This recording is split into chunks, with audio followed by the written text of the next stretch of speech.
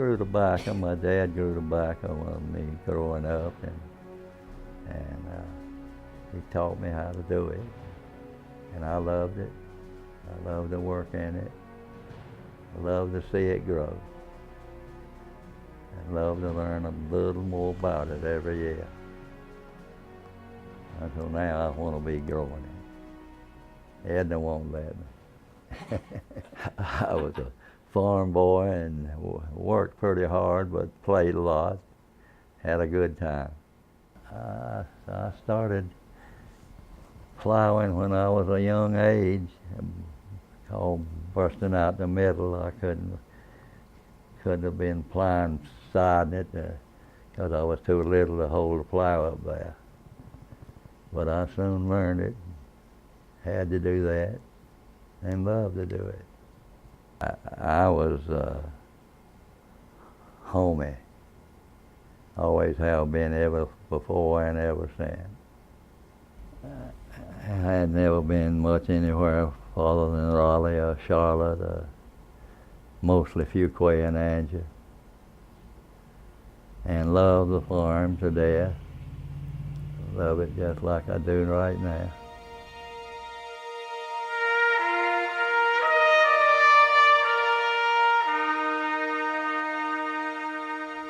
I was 19 years old when I was drafted.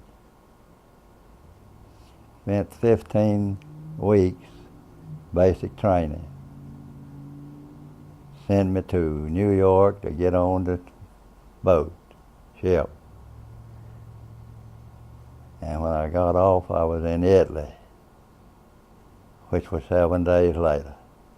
I knew the war was going on bad, hot and heavy in the Pacific and in the European theaters. I had no idea where they'd send me. They didn't tell us nothing. And they put us on the ship. I called it a cattle ship. They had so many going over, they had run out of ships. And I was really a bad ship. I got really sick. In fact, I got so low I thought I was going to die. And I couldn't get up to go through the line to the meal. And one of the guys decided one day he was going to bring me an apple. And that's what turned my sickness. I ate that apple. That's the only thing I could have eaten. He brought me exactly the thing I needed. And from that on, I got better. You know that everybody was scared to death. Didn't know what was happening. And it's good we didn't. I reckon we wouldn't have got off the ship. But anyway, we landed in Sicily. We got off right on the edge of the water, and boats carried us to the landing, and that's where the firing was.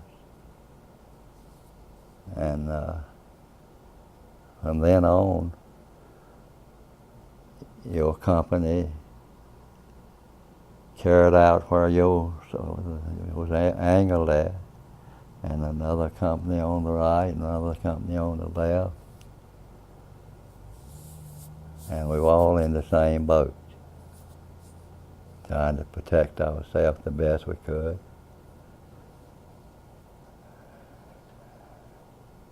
And trying to kill everybody in front of us. Well, you never heard such a noise when they got us to the front line. Almost there. Bombs, big guns, little guns. That's all you could hear.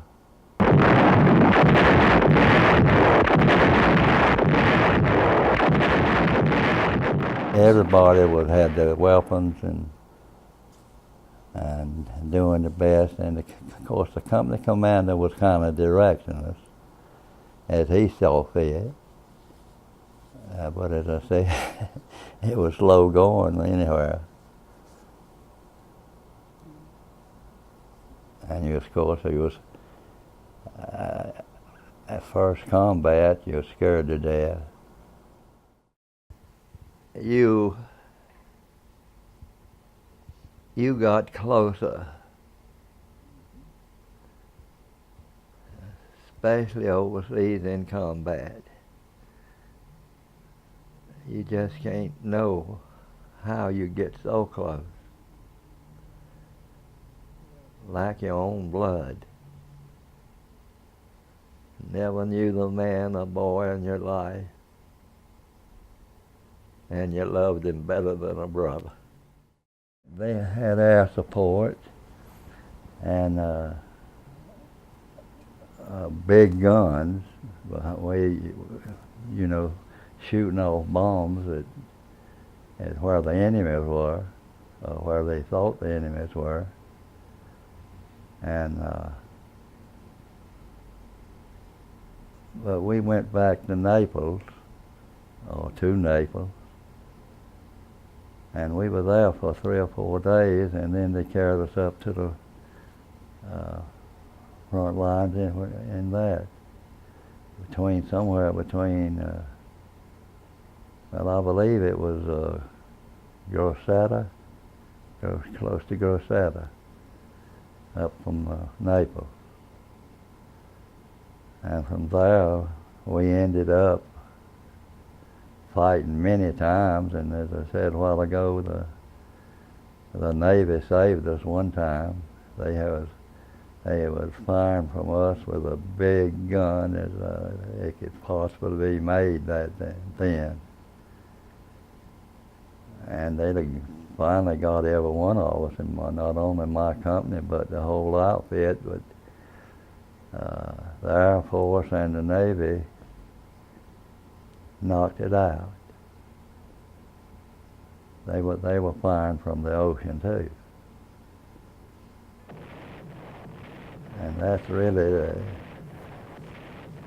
the worst gun battle that we had. They had that big gun behind us, and they'd move it up maybe 10 feet or 10 yards, and then fire 2 or 3 of those things. Well, if you hadn't got up farther, they'd have got you, And when getting up farther with the enemy shooting right down your throat, we lost, as I said a while ago, we lost half of our company. Trying to keep from these killing us and trying to keep the bomb from killing us. Until they knocked that out, if they hadn't knocked it out, we'd all finally got it. No question about it. There's no way to survive. That big gun behind us and all that mess in front of us. And you could hear it coming. You could hear it in there way before it got to you.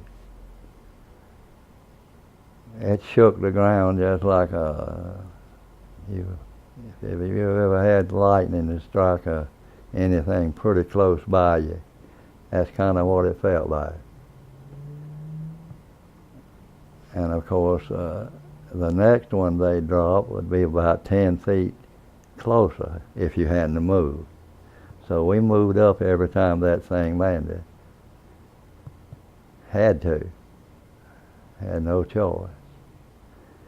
I don't know how any of us got out of it. And when we left there, we left 10,000 men dead. Well, I know one time we was in a pretty bad battle, and as I said, I was a rifleman. And they had tanks after us. And being trained in tank, my company commander called me out and said, you got to take you in Corporal Hoops, the boy's name, and you got to go up there with Company C. The tanks are bursting. And we did.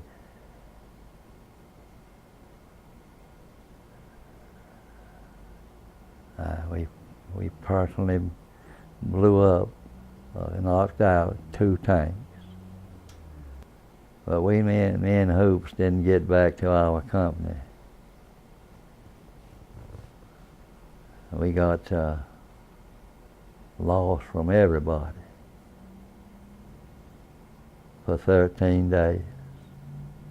Yes, we were all out in the wilderness, all alone except the Italians, what few scattered cottages or houses was in that particular mountain.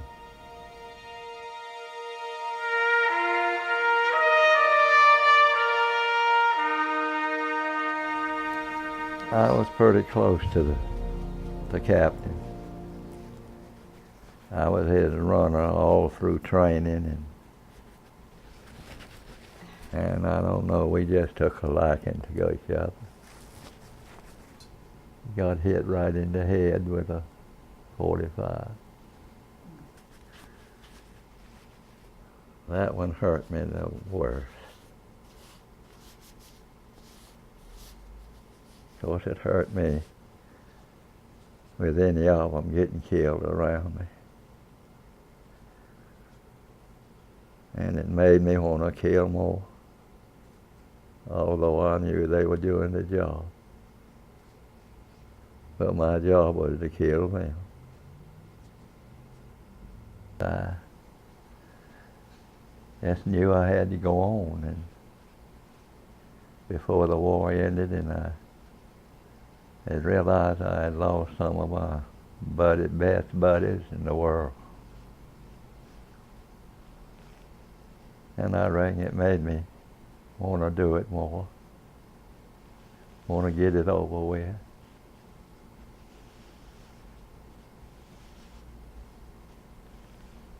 That's about the only thing that I can come up with. I did want to get it over with, and I fought like hell. And I know I killed somebody's boy. I just hate the ones I did kill for them and their family, because I knew they didn't have nothing against me. So I didn't have nothing against them. You have to save your life. You can. But I don't know how we made it. By the grace of God, that's all. And sometimes I think the grace of God took them because they couldn't stand it.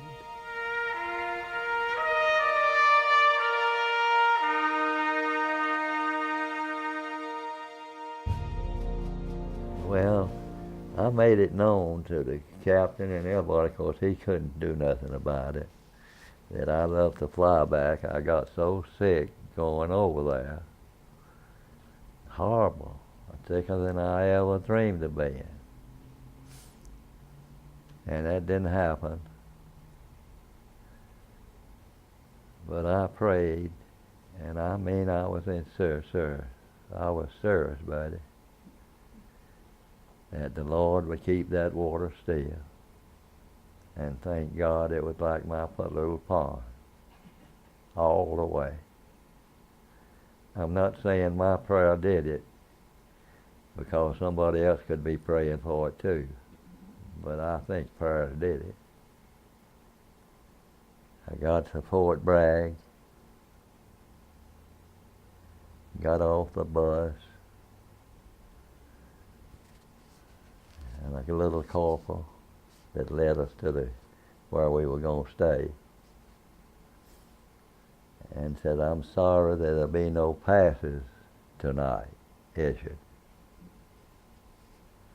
Well, they laughed him to scorn, you know. So everybody went in and threw the bag down on the bed and went out to call some family to come get them, just like I did. I had a brother run a eating place, and a big place, every kind of place right down nearest to the gate, Pope Gate, you know. And I didn't have any phone, and where they put us out there was about 2 or 3 miles from his place. And I didn't know where to get a phone, so I just started walking.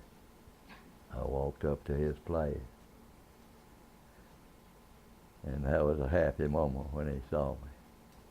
Mama was the first person I laid eyes on, and Daddy the second. Of course, we run together. It was a happy time. She cooked me eggs. She knew I loved eggs. She asked me what I wanted. I said eggs.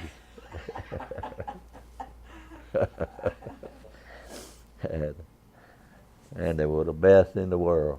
And nobody cook them like her, and they make them taste like hers. That was the happiest day that I'll ever have. There's no question about that. All the fellas were good. 99% of them were just like me.